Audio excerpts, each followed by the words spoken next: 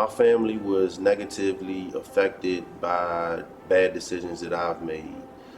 Uh, Even though I was the one that was actually incarcerated and, had to stand for count and, all of the ills of incarceration, uh, they were faced with their own set of complications as a result of my decisions.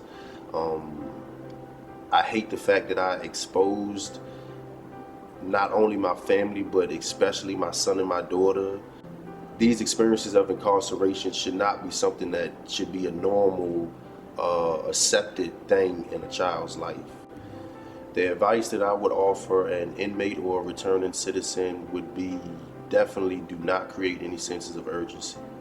Uh, Given the climate of America now, there are a lot more individuals that are affected by incarceration. Therefore, there have been a lot of organizations that have been formed as in response to this being a more common issue that we're faced with now. I would encourage them to research and to reach out to these organizations, because a lot of the resources that you may be in need of are already readily available, and thus there's not a need for you to take it upon yourself to fight a fight when there's others that are fighting with you and for you.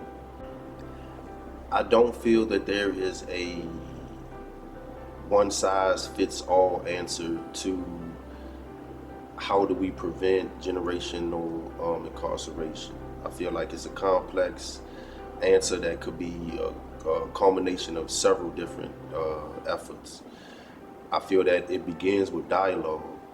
I feel that everyone needs to come to the table in order to have a voice. I feel that it begins with also building those relationships, bridging the gap between those that have these experiences and those that are yet to experience these experiences. Collectively, I would tell a victim that you also have a voice.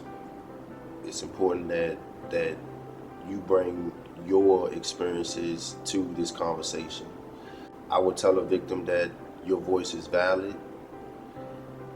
I would tell a victim that in spite of circumstances or any other variables, that you are not disregarded, even though actions may tell a different story. On a personal level, I would tell you that I, Antoine, apologize. I feel that the way that we change the community's perception of those individuals who've dealt with incarceration is to highlight the success stories of those that are returning citizens. They're not ex-cons. Those that are amongst you that are reaching for the same heights that you and your family aspire to. Those that haven't dealt with incarceration. In an effort to change the community's perception of previously incarcerated individuals, I would challenge the community to see yourself within me. I'm grateful for all of my experiences.